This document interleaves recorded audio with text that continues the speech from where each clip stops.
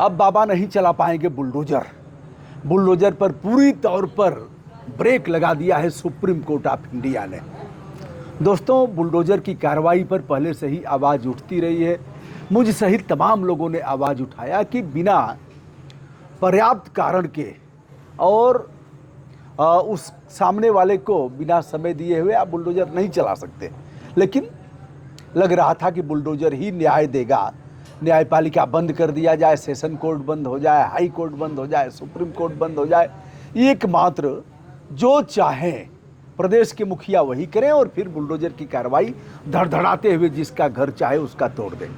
Supreme court ने कहा है खबरदार, यदि कोई क्रिमिनल होगा, अपराधी होगा, माफिया होगा, तस्कर होगा तो भी उसको कारण बताना पड़ेगा, 15 दिन की नोटिस तो देना ही पड़ेगा। वह जवाब देगा, उसके बाद आप बुलडोजर की कार्रवाई करेंगे। कुछ मामलों में बुलडोजर को छूट दिया है सर्वोच्च न्यायालय में। सर्वोच्च न्यायालय ने यह भी कहा है कि क्रिमिनल जस्टिस का नियम है, जब तक किसी को दोषी करार न दिया जाए तब तक वह निर्दोष है। यानी पुलिस ने किसी को हत्या के मामले में गिरफ्तार किया, पुलिस ने किसी को रेप के मामले में गिरफ्तार किया, पुलिस ने किसी को तमाम तरह के फ्रॉड प्ले के मामले में अरेस्ट किया हो, तो पुलिस यह बात कह रही है। पुलिस उसका अन्वेषण करेगी, आरोप पत्र न्यायालय में दाखिल करेगी और फिर न्यायालय उस पर निर्णय देगा, अनुसंधानक उस पर अनुसंधान करेगा। तो न्यायालय के निर्णय के उपरांत बुलडोजर चले, आप जो भी कार्रवाई करें वह होगा।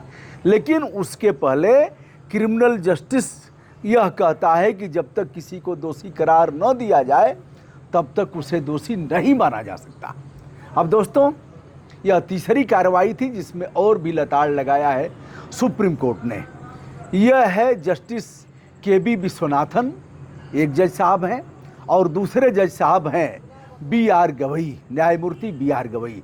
दोनों की खंडपीठ थी और दोनों ने जम करके फटकार लगाया है, केंद्र सरकार को भी लगाया है, प्रदेश सरकार को भी लगाया है, और यह कहा है कि हमारा यह आदेश समस्त मुख्य सचिव, चीफ जस्टिस, समस्त चीफ सेक्रेटरी को किया जाए, उन्हें तामील कराया जाए।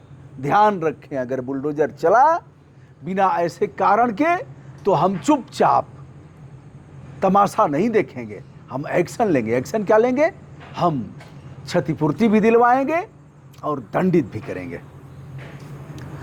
दोनों न्यायाधीशों ने 15 तरह के उसमें बिंदुओं पर विचार करने की बात कहा है, कड़ाई से कहा है।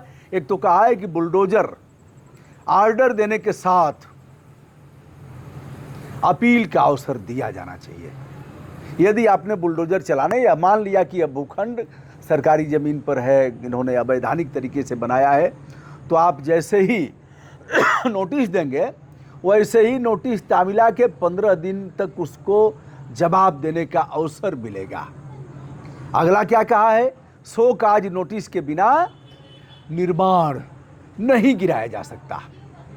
अगले बिंदु पर कहा है कि भाई हम नदी, झील, तालाब, पोखरा, रेलवे लाइन, सड़क, इसकी बात हम नहीं करते। अगर सड़क घेर लिया गया तो यातायात बाधित होगा, उस पर हम बात नहीं करते। लेकिन उसमें भी आप देखेंगे ऐसे धड़धड़ाते हुए बुलडोजर नहीं चलाएंगे। फिर कहा है कि नोटिस पंजीकृत डाक से भेजना पड़ेगा। ऐसे नहीं भेजोगे कि हमने साहब नोटिस दे दिया, इन्होंने लेने से इनकार कर दिया। चस्पा भी करोगे और क्या करोगे? पंजीकृत डाक से, रजिस्टर्ड पत्र से, निबंधित आधार पर नोटिस भेजोगे। नोटिस में पर्याप्त कारण भी बताना पड़ेगा कि इस कारण से हम बुलडोजर की कार्रवाई करने जा रहे हैं। और क्या होगा?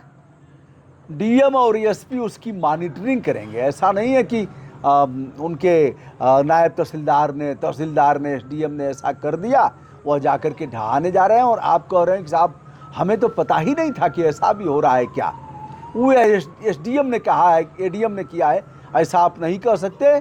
इसलिए डीएम और एसपी, समस्त जिले के डीएम और एसपी इसकी मॉनिटरिंग करेंगे। और कहा है कि डिजिटल पोर्टल पर इसे डालेंगे। डिजिटल पोर्टल पर क्या डालेंगे? कि इस कारण हमने नोटिस दिया, अवैधानिक कृत्य सामने वाले ने किया है, इसलिए हमारी नोटिस है, जिसे पंजीकृत डाक से हमने डाला है, इसकी रसीद है और उनके यहाँ रिसीव हुआ है, नंबर 1। नंबर 2, हमने इसे चस्पा किया है उनके यहाँ और दूसरा विषय कि हम फोटोग्राफी भी करवा रहे हैं साहब। जो भी हो रहा है वह तीसरी आंख उसे देख रही है। फिर कहा है ध्यान रहे, इसके बाद भी स्मरण रहे कि कहीं हमारे कोर्ट की अवमानना तो नहीं हो रही है। यदि हमारे न्यायालय की अवमानना हुई तो हम अवमानना की कार्रवाई भी करेंगे। बुलडोजर चलाओ, लेकिन ध्यान रहे कि जो विधि सम्मत है किसी को उजाड़ा नहीं जा सकता। कोर्ट ने कहा है आशियाना बनाने में कितनी मेहनत लगती है, कैसे तिनका तिनका बटोर करके व्यक्ति आशियाना बनाता है। यदि एक व्यक्ति निकम्मा और आवारा निकल गया, एक व्यक्ति अपराधी निकल गया, तो ऐसा तो नहीं है कि जो बच्चे हैं उनका भी अपराध है। ऐसा तो नहीं कि उनकी बीवी, उसकी वृद्ध माँ और बाप सभी अपराध की दिशा में सचेष्ट हैं। तो ऐसे आप नहीं कर सकते। फिर दोहराया हूँ, क्रिमिनल जस्टिस का जो नियम है वो यह है कि जब तक किसी व्यक्ति को न्यायालय दोषी करार नहीं देता तब तक आप उसे दोषी ठहरा नहीं सकते। तो दोनों न्यायाधीशों ने, दोनों न्यायमूर्तियों ने जो यह सुनवाई किया है, इसके बाद फिर से सुनवाई की अगली तिथि पड़ी है और ठीक से केंद्र तथा राज्य सरकार को उन्होंने अपने ऑर्डर में समाहित किया है और धमकाया भी है कि कानून से ऊपर आप नहीं हो सकते। और हमारे इजाज़त के बगैर, अंत में कहा है, हमारे इजाज़त के बगैर अगर कोई भी तोड़ फोड़ हुई तो फिर हम छोड़ेंगे नहीं। इधर महाराजगंज का मामला आपने देखा। महाराजगंज जनपद में सड़क बनाने के नाम पर 123 लोगों के घर जमींदोज कर दिए गए। 123 लोगों में से एक ने सुप्रीम कोर्ट में जनहित याचिका किया। लोकहितवाद जो अनुच्छेद जो उसके 32 के तहत योजित किया गया था, उसकी सुनवाई करते हुए कोर्ट ने कहा, कड़ी फटकार लगाया, जिसमें पुराने वाले chief justice of India DY Chandrachud भी थे। उन्होंने कहा कि 25 लाख रुपए जुर्माना दो, इनको घर गिराओगे, जैसे चाहोगे वैसे कर दोगे, कानून हाथ में लोगे, तो हम इसे बर्दाश्त नहीं कर सकते। महाराजगंज के 123 मामलों में कोर्ट ने पूछा कितने दिन से अतिक्रमण था। कहा साहब बहुत दिन से। कितने दिन से? कह रहे साहब बहुत दिनों से, सालों सालों बरसों बरसों से। कहा कि 60 वर्ष से तुम क्या कर रहे थे? यह कानून जो बना है सड़कों के अतिक्रमण को रोकने के लिए, उस पर क्या कर रहे थे? फिर कहा जितना गिराना था उससे अधिक ढहा दिए हो। यह ह्यूमन राइट कमीशन की रिपोर्ट है कि जितनी इनकी सड़क थी उससे अधिक इन्होंने ढहा दिया। बुलडोजर गया तो इन्होंने ध्यान नहीं दिया कि कितना गिराना है, कितना छोड़ना है।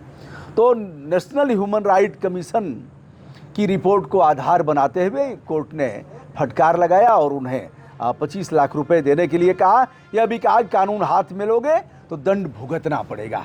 दोस्तों, आज का फोटोग्राफर भी मैं हूँ, मतलब वीडियो करने वाला और प्रस्तोता भी मैं हूँ। क्षमा करिएगा। विनम्रता के साथ हमारा सादर प्रणाम।